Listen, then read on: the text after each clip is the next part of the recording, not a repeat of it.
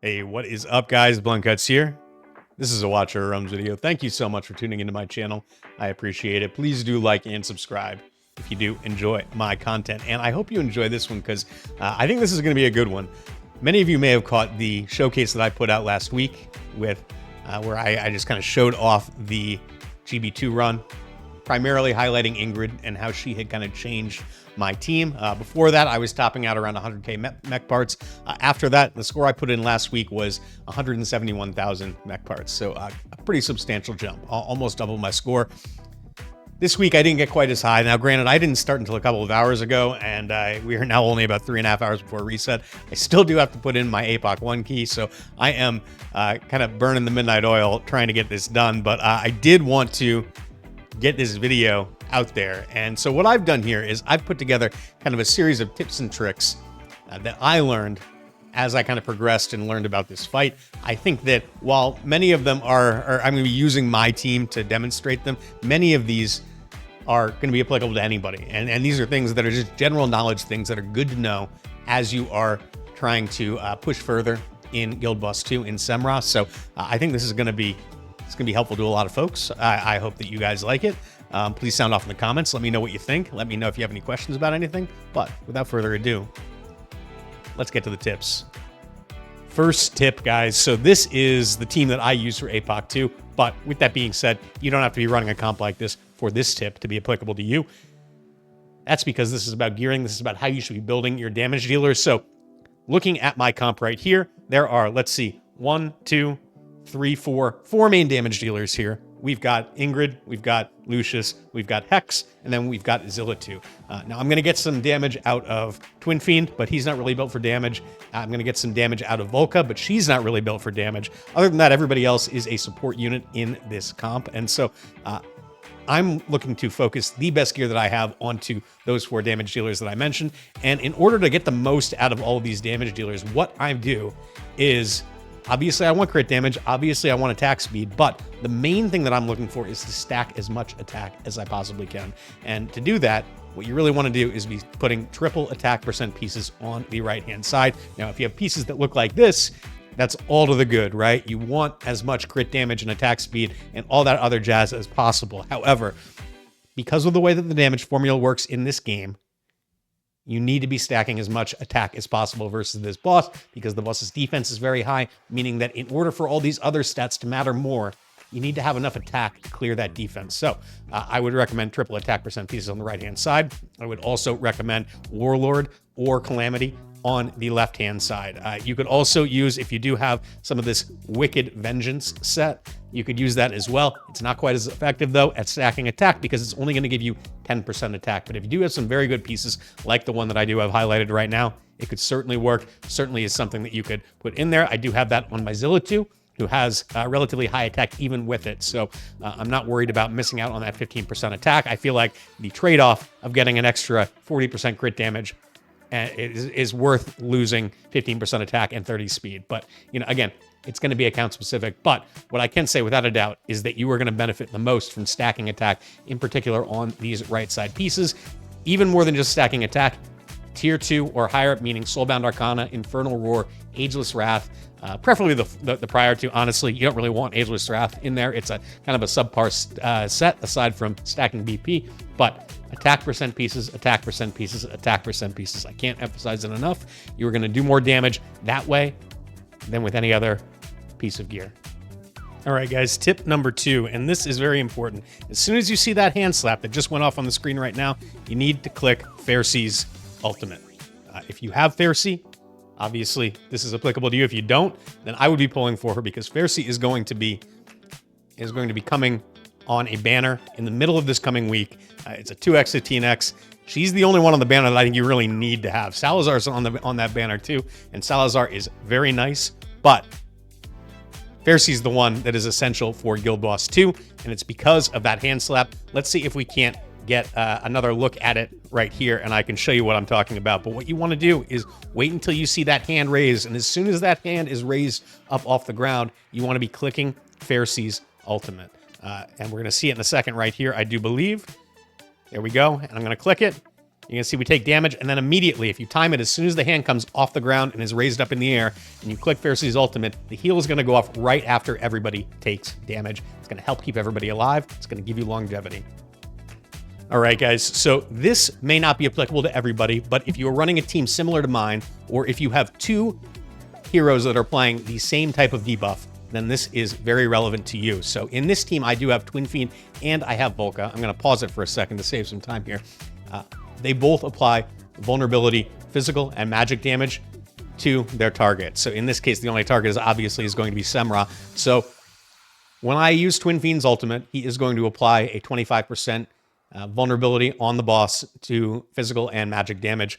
Similarly, if I use Volca's ultimate, Volca is going to apply, I believe it's a 10% physical and magic damage vulnerability. If I use them at the same time, only one of those buffs, the stronger of the two Twin Fiends, is going to go on to the boss. But if I wait until Twin Fiends expires and then I use Volca's, then I get more uptime on those buffs. Now, granted, Volca's is not as impactful. However, it is still an extra 10% damage for everybody, basically. And so you don't want to be wasting those and stacking those on top of each other, particularly in phase 2. I am in phase 1 right now, just for simplicity's sake, but this applies everywhere in the fight. To maximize your damage, you want to make sure you have as much uptime on the available debuffs on your team as possible, so avoid stacking them. Now, let me show you what I mean here. So what I want to do is I'm going to use Twin Fiends here.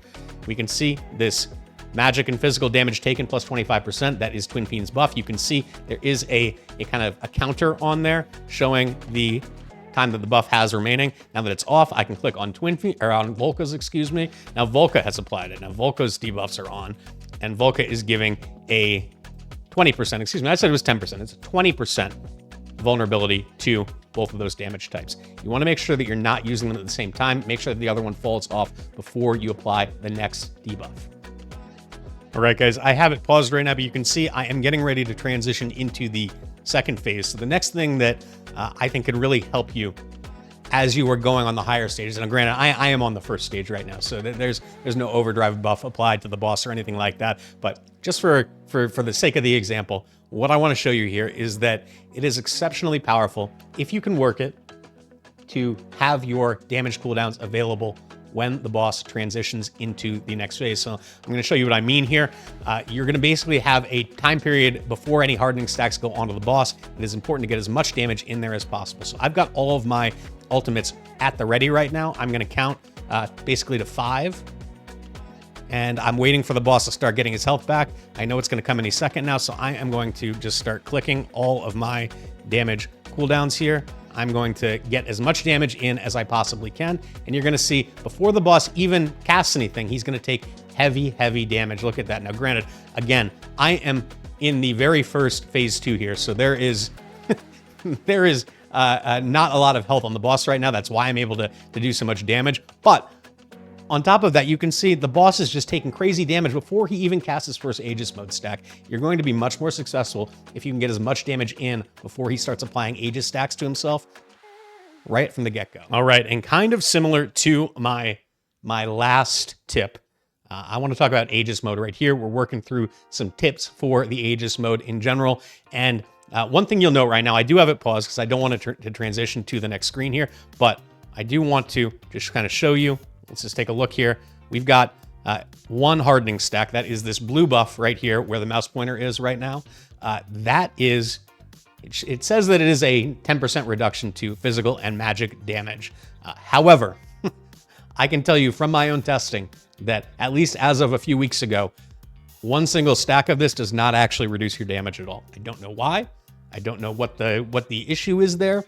However, it is something to be aware of because it does mean that you don't have to worry about your damage being reduced until there are 2 stacks of the hardening buff on the boss. So when there is only one on there, you don't need to be rushing to use Lucius, for example.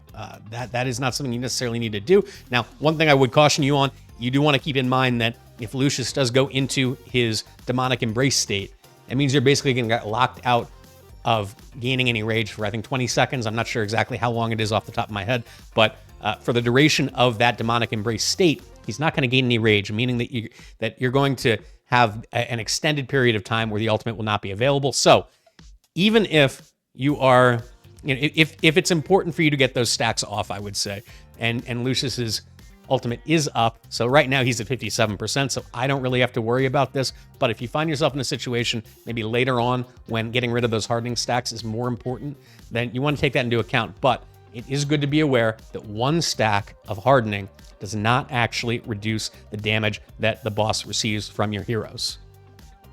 All right, so the next thing that I want to talk to you guys about is healer cooldown usage, right? So the boss will repeatedly throw out heavy AoE damage over and over again in this fight. And you want to make sure that particularly later on in these stages that you have healer cooldown. So I just use Carnelian's because I know an Earth Shatter is coming out. Now Carnelian gives a 20% physical and magic damage reduction to heroes in range when she uses her ultimate. That is massive. Similarly, if you don't have Carnelian, if you have Sadie, it is important that you do that as well. And I want to basically stack these different, well, not stack them, excuse me. I want to save them and stagger these healer cooldowns so that I'm making sure that I have something to deal with every single AoE attack that is coming out. Now, the boss is going to lift his hand in a second and slap the ground. Like I said before, you're going to want to use Phairce's ultimate when you see that happen. Now, you can see Carnelian is regenning all of her rage. That ultimate is going to be ready again when we get back to the Earth Shatter, which should be coming after this Aegis mode completes. So I'm going to wait. Now I see the Earth Shatter cast going out. I'm going to click on Carnelian's ultimate. I'm going to use that. Thereby, everybody who is in her range is going to get 20% damage reduction. And you can see Phairce's is coming back. We're waiting for the Aegis mode to end, but I'm going to be ready with a healer cooldown as soon as more AoE damage does go out. And kind of as an added bonus, I think the boss is going to do the laser beam thing right now. Nope, never mind. We're going to use Phairce's. I was a little slow on that. You really want to use it when the hand is up in the air. That's going to ensure that the heal hits before any falling rocks go out, but after the damage initially hits your units. All right, guys, so as you can see, we are about to transition into the next phase, the poison phase, phase 3 of the fight. We are currently in the Aegis mode. There's 7.6% health remaining on the boss in this phase. One thing you want to be mindful of is you want to make sure that Elowen or potentially, your cleanser. You want to make sure that your cleanser has their ultimate available as you transition into phase 3. That's because you want to make sure that you are ready to cleanse that poison, not when the first one comes out, when the phase transitions, but as soon as the first cast of the ability that adds more poison stacks on it, you want to make sure that you have the cleanser ultimate ready when that cast does go out. So I'm going to show you what I mean right here. So obviously Elowen's cooldown is ready to go. So I am just going to wait until we get into phase 3. You're going to see poison stacks appear right now. There we go. So we've got 5 poison stacks on everybody. You don't want to use the cleanse here. You want to wait until the cast that's about to happen right now. Acidic Venom is what it's called. And so we're going to wait, and you can actually slow down, and I'm going to watch for the exact moment. There we go. They all just clicked over to 10. That is when I'm going to use the cleanse. Reason being that you want to minimize the amount of time in between ultimate casts for Elowen or whoever your cleanser is. You're going to have to work back to that after 2 more poisons. So I'm going to show you what I mean here. We're going to put on 2 times speed just to speed this up a little bit, but we're going to work back around to Acidic Venom is going out again. We're going to get more poison stacks. We're not going to use it here. Obviously we can't, but you're going to see that by the time that the second one comes around, Elowen is not going to quite have ultimate up, but I want to minimize the amount of time that 2 applications of the poison are affecting the boss, or our heroes. So there comes the second one. You can see Elowen is at 98% rage right now. I'm just going to wait and watch it tick up here. And this is going to, in particular in the later phases, when the damage gets a lot heavier, is going to be very impactful on your survivability in this game mode. So there we go. It just came up. Now I'm going to click it and I'm going to cleanse it. And we took at most maybe 1 tick while we had double stacks of poison on. And all right, guys. So for my final tip, and this is kind of an obvious one, so you may you may roll your eyes at me a little bit, and I'm sure a lot of you don't want to do it this way. But what I want you to notice is that I have this on 1 times speed. And I know that's kind of painful. And certainly once you get an auto run going, you can push that as far as the auto run will take you. However, you are going to want to do this on 1 times speed. It's going to make your life a hell of a lot easier. Don't be afraid to click on somebody to slow down the fight. If you're unsure about what your next move should be, think about what the next the next skill that you should use will be. You don't want to waste cooldowns at a time when you may need them, 15, 20, 30 seconds down the line. So I would recommend that you do all of this, especially when you are new to the fight, on 1x speed. It's going to give you the best chance of mitigating a lot of this damage, of dealing with a lot of these mechanics. It is imperative that you are able to react quickly, and that is much harder when the fight is moving twice as fast as on 1x speed if you have it on 2x speed. So, well, there you have it, guys. I appreciate you all tuning in. Thank you so much. I hope this was helpful to some folks, but if there are any questions, you're more than welcome to ask in the comments. I will do my best to answer them. I'm still learning about this. If you saw anything that I said that it didn't make sense to you, or you got some more to add to it, please do sound off in the comments. I want to know what you found as well, because I really do think this is kind of like a group effort. We need to kind of consolidate all of our knowledge. So anything you do to help out, would appreciate it. And I'd certainly like to help you out if there's anything else I could explain. But with that said, thank you all for tuning in. I really appreciate it. Please do like and subscribe if you did enjoy this video, and I will catch you all next time.